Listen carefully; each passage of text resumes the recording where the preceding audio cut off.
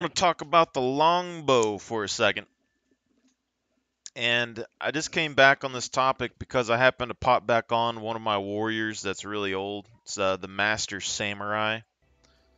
Very old warrior that I kind of made and then never really came back around to.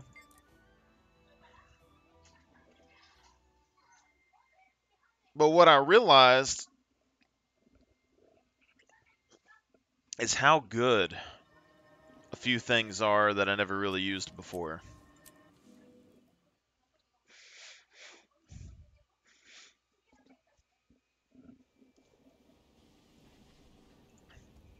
Alright,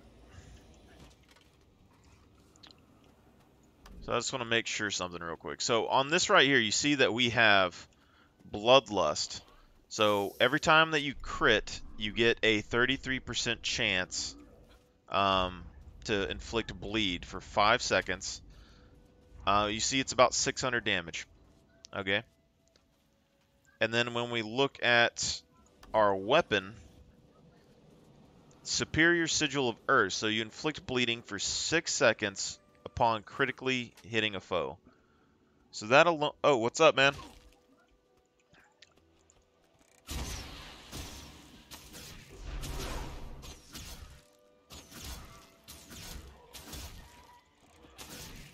I'm just making a quick video about the longbow, and then I'm going to make another character. Got to make another warrior, man. For the 16th time.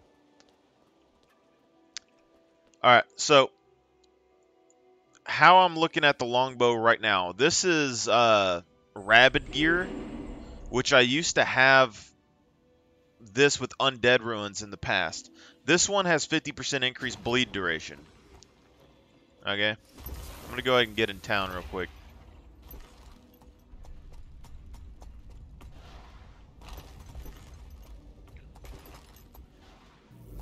I want to talk about this for a second. So what this means is, you can see right now our crit chance is right at 60-something%. As soon as we get Fury, we're at 91. Now, the longbow is stronger than what I used to do because I haven't ran a Condi build in a very long time. The issue with it was that basically that people would just like tanky characters with a lot of crowd condition removal would just like remove things. But I used to have a build that had like 5,000 armor and really high condition damage using Undead Ruins, and it was very strong. But I never really bothered to do anything like this with a longbow. So you can see we're inflicting bleed for 6 seconds upon critically hitting a foe.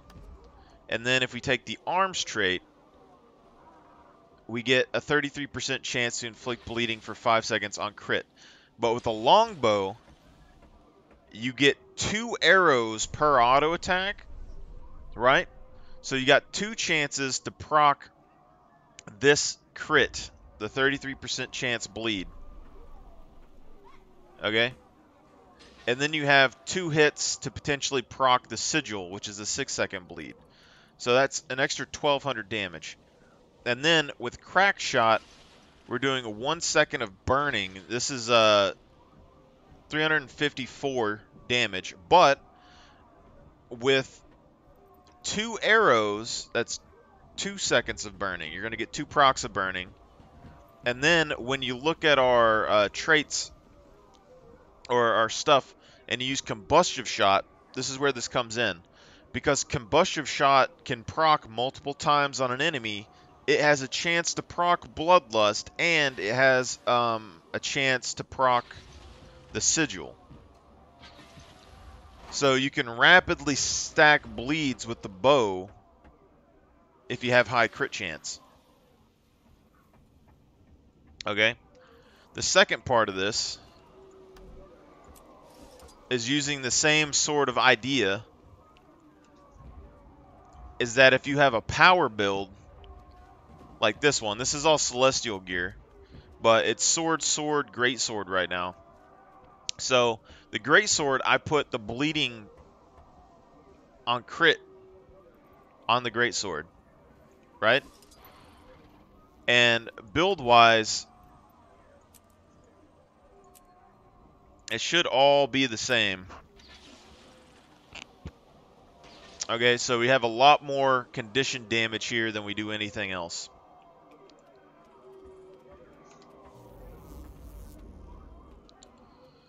Now, my thinking is even with the power build, you're going to get some benefit out of this, because if you do a 5% bonus damage sigil and you do 10,000 damage on one hit, you're going to get 500 damage extra, basically. But with this, you're going to get 6 seconds of bleed. And with warriors, if you're might stacking, you passively get condition damage. So you see right here, we already got 2 stacks bleed, 3 stacks bleed, 200 damage.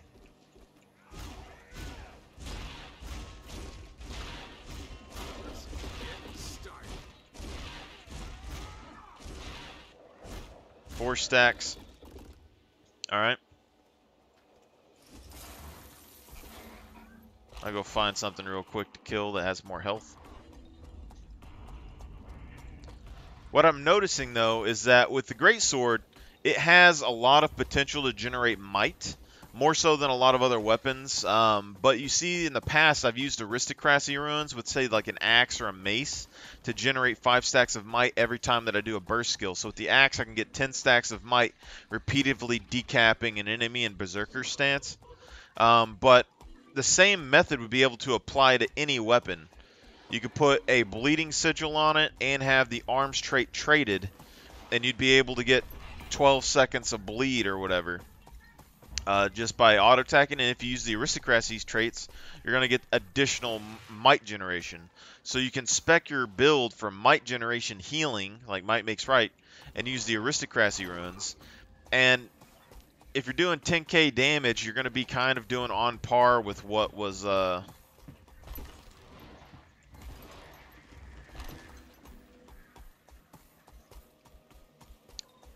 probably once anyway. So we're going to go straight into here. So you do that, straight into 100 blade. But you see, like, it was doing 3,000 bleed when we swapped into the Greatsword. And if you're going quick enough and you activate Flurry, you have quickness, you're going to be able to get the Flurry over with and then swap over to this before the immobilization goes down, right? So you still got 1,000.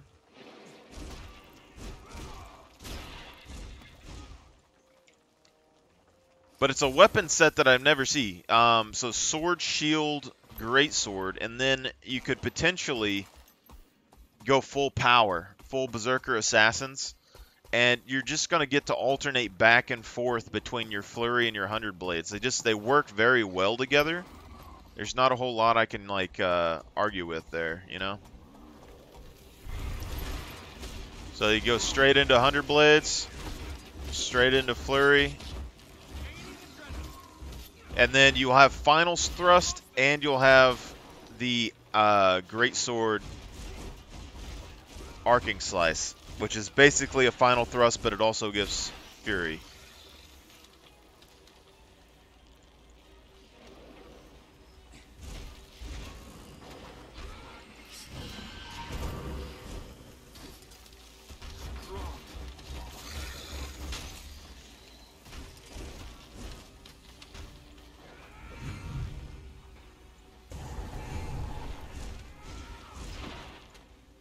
I'm having some lag. But you also get bleed when you throw your rocks, which is cool. Alright, 1 second here.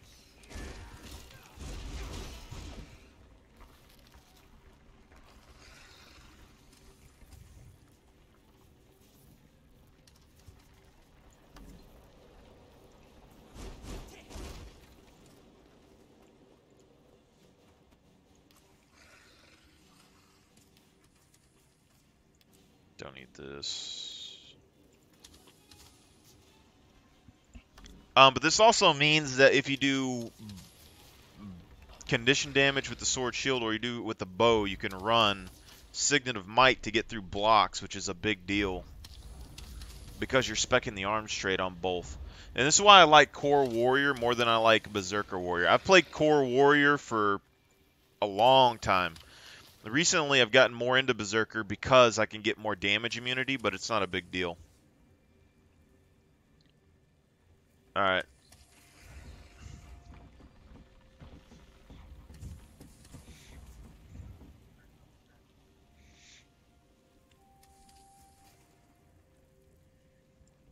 Let me look here.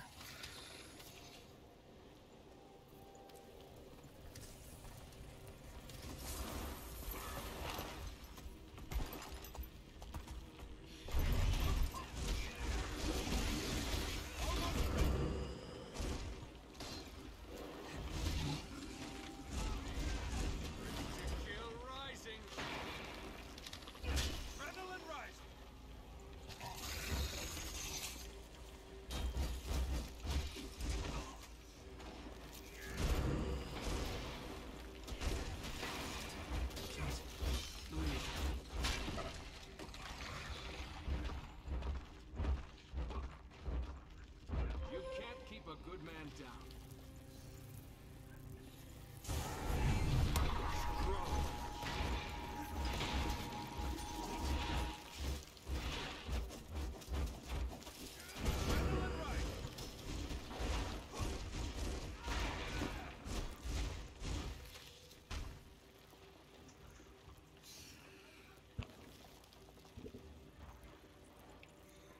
Alright, any case, you can see that applying the bleed does help.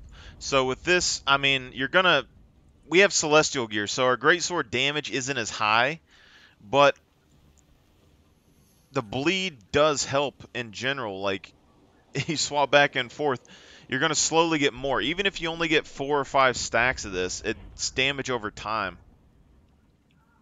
It wouldn't be too bad.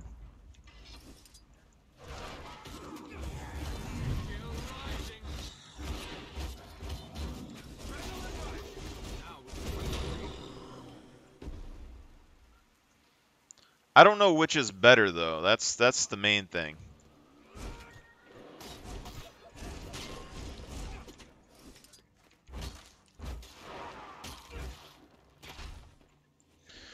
But it also means that if you do that bleeding on crit on the sword, you're going to get the sword proc plus the crit proc bleed plus the 30% chance. So your sword can potentially do 3 stacks instead of 1.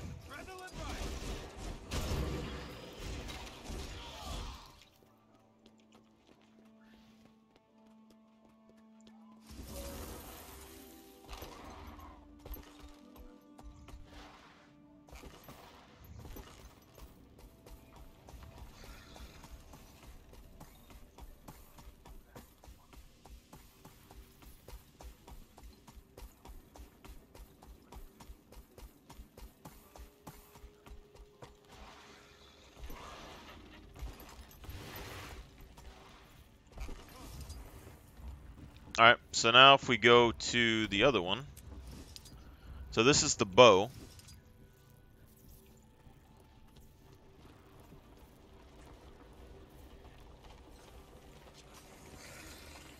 We're still going to get potentially 12 seconds of unblockable attacks. But this one's pure condition damage.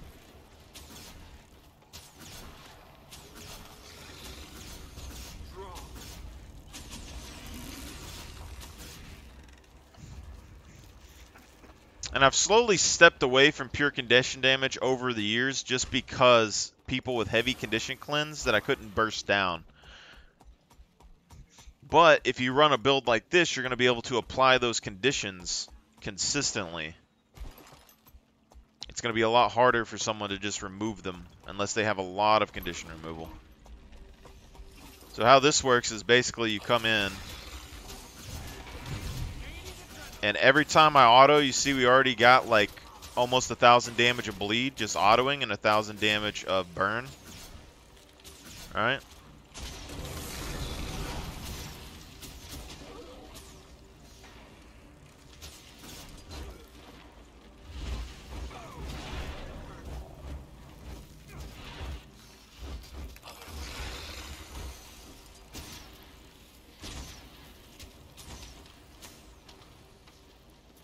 See, but even this, even the burst skill can apply that burn or apply that bleed. So you can potentially get like 4 different things trying to proc the stuff at the same time. The other thing is body blow. So like down here at the bottom, if we don't care about aggressive onslaught and we spec in body blow, this also means that when you're using the bow, this smoldering arrow can now inflict this bleed damage, which is 2,000 something bleed damage for like 20 something seconds on this build, which is pretty nuts. So it means that you can have bleed, bleed, bleed, burn, burn, damage, burn, which is crazy, right? So like right here, you can come over and boop. So we got 2 stacks of bleed with that dazed arrow, and we're already at 1,000 damage and bleed right there.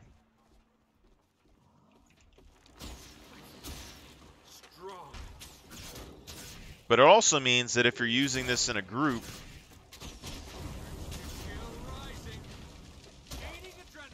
see right here, it procced bleed from the burst skill. Got 2 procs of bleed from the burst skill.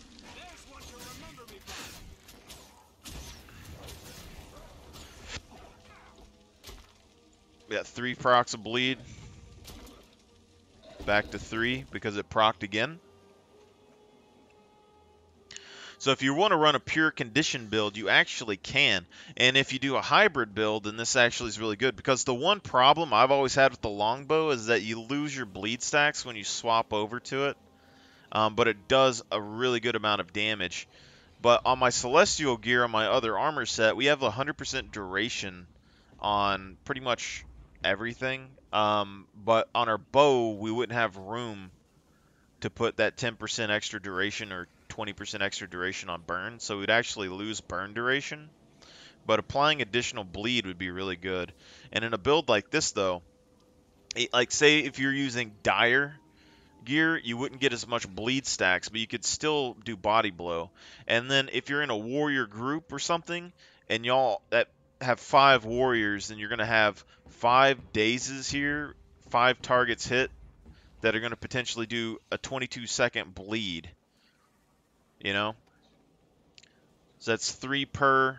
You get 6,000 damage. You can have 30,000 damage bleed or something like over 22 seconds. Pretty crazy. Just trying to find a boss or something that we can kill, but...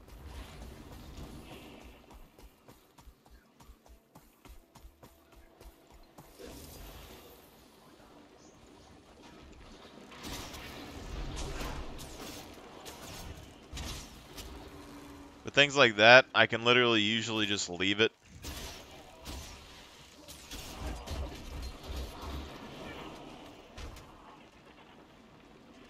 Still got 12 seconds. 2 seconds.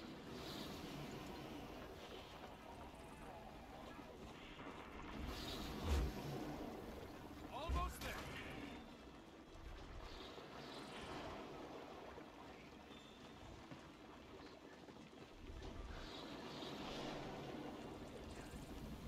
Just getting started.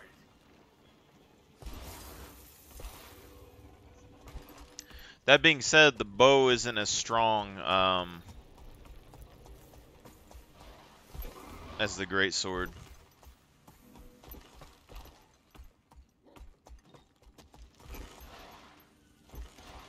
At least while fighting. It's not going to generate as much might or anything like that. Alright, here's a Mordrum.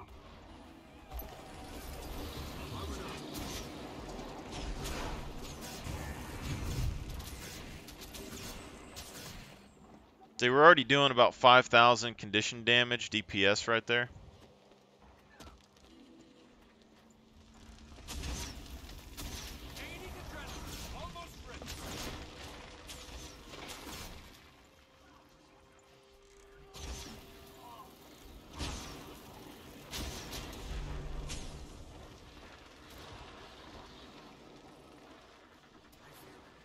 Strong.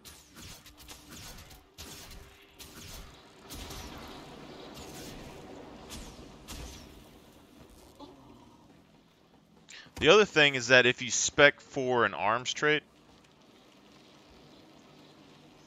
or a discipline tree, you get this extra condition removal here. And then if you go for a defense tree, you can get additional condition removal. But you'll lose your stability and stuff on this one. Almost there.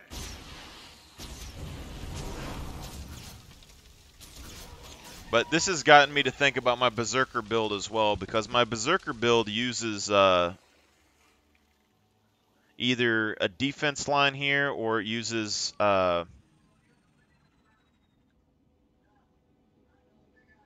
arms for the most part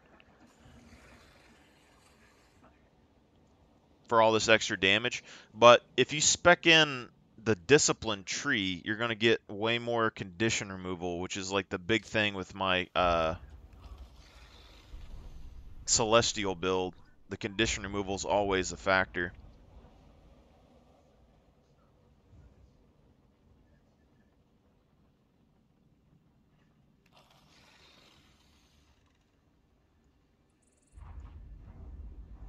Anyway, I think those sigils are pretty interesting. Something you don't see very commonly and could be really good.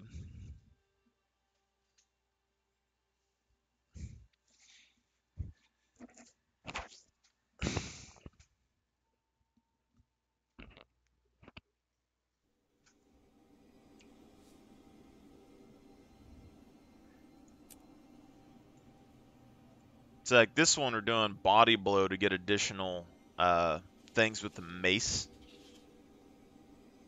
But I don't know. Like we're using the mace to generate might, which we could use for additional healing here if we want. But this is a pure Condi build with Trailblazer gear. So it's a little bit tankier than the other one, but it doesn't have access to crit damage.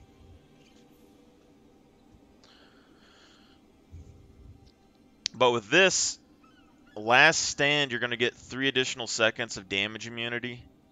But if you spec for Cleansing Ire, which is like conditions are like the main weak spot for this build. And then this one, either we were doing the shout heals or we were doing arms trait to get additional damage. But I could do discipline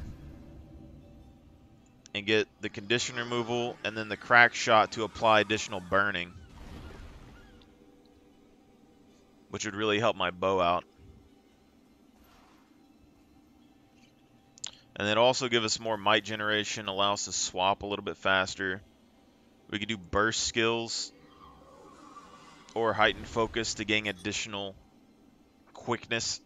This right here, 7 seconds of quickness. I mean, that's a lot of quickness just on its own. Combined with Berserker's stance, I mean, that's about as good as you can get.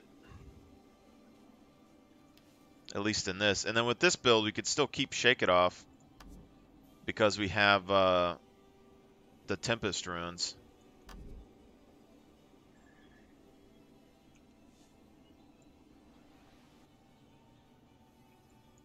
And since I don't have a super high armor pool on this character, I wouldn't really bother with balance stance.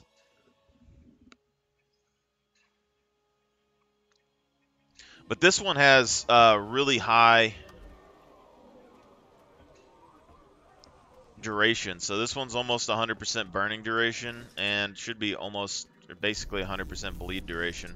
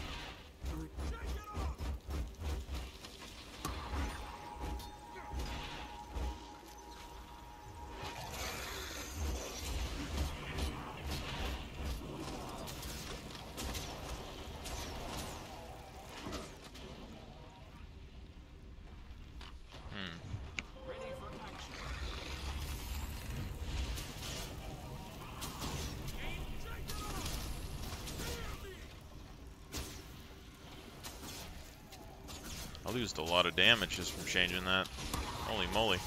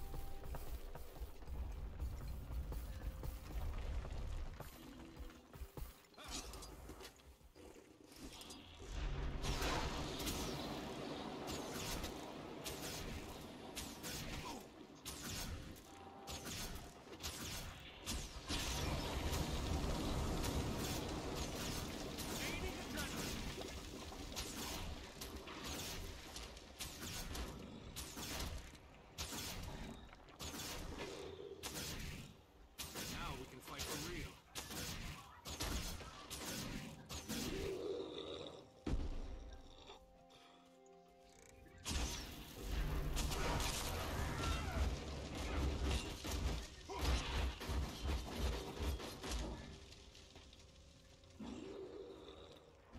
Anyway.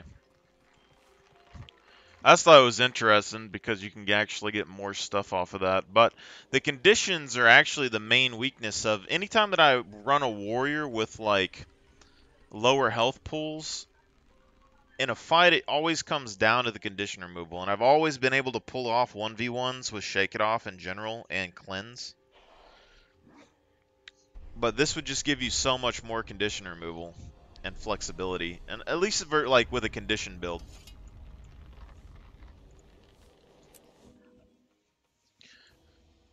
But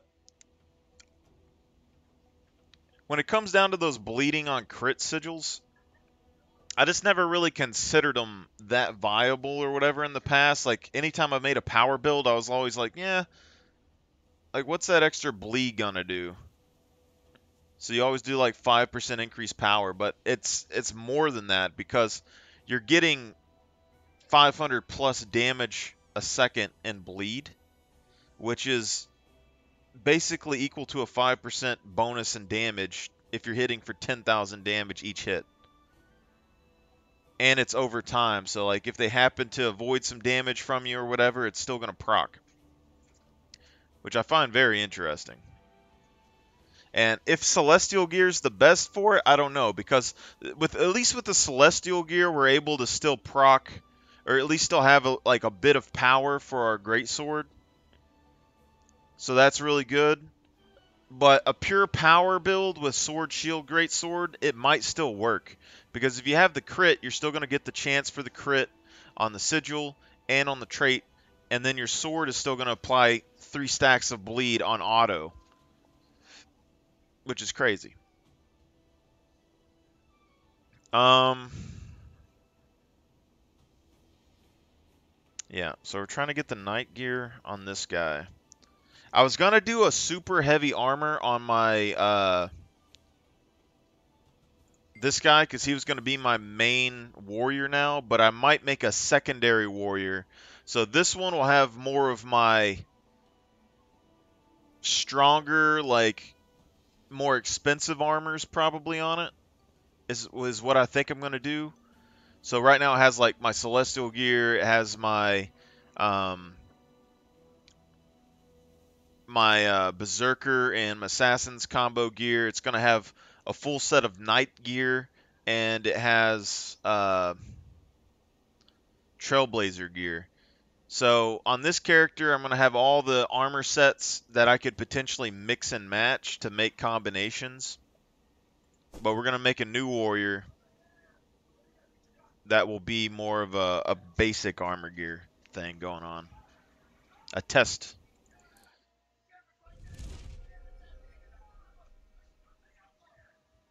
Actually,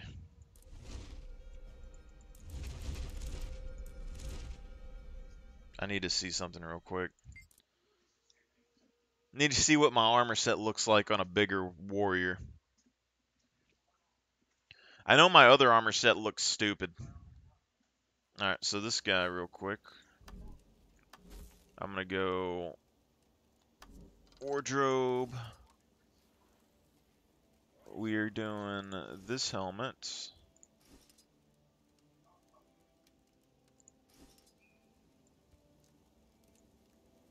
These shoulders. We had this. We had this. We had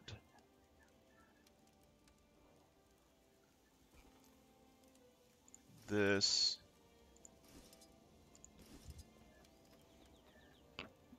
Things on a Norn just look crazy.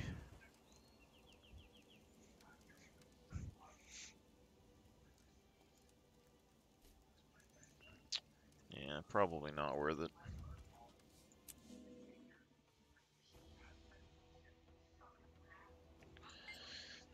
I think we want the Master Samurai. I was going to rename it, but then I figured it's cheaper just to get a new character.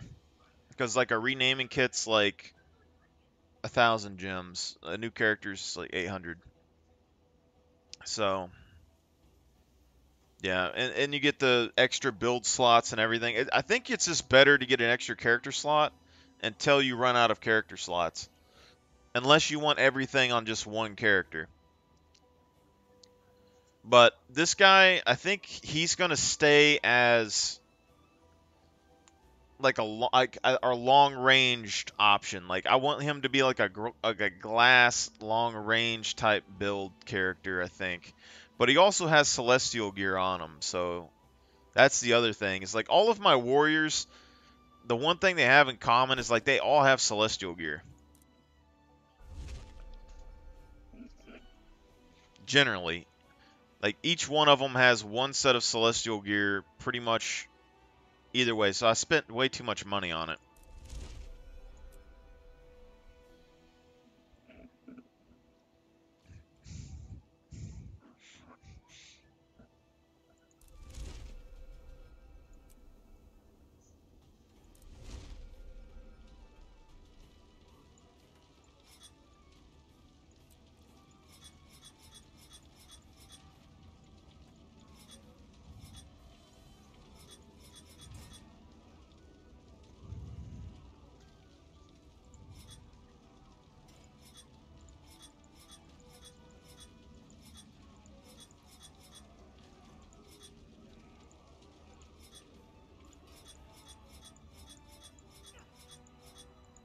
His face is massive.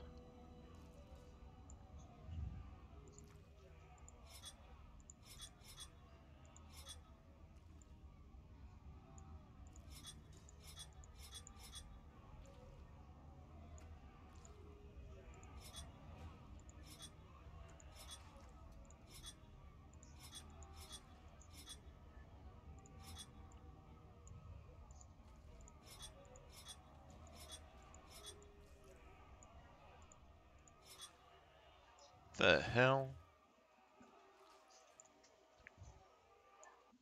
Alright, I'm going to end this right here and I'll be back here in a second.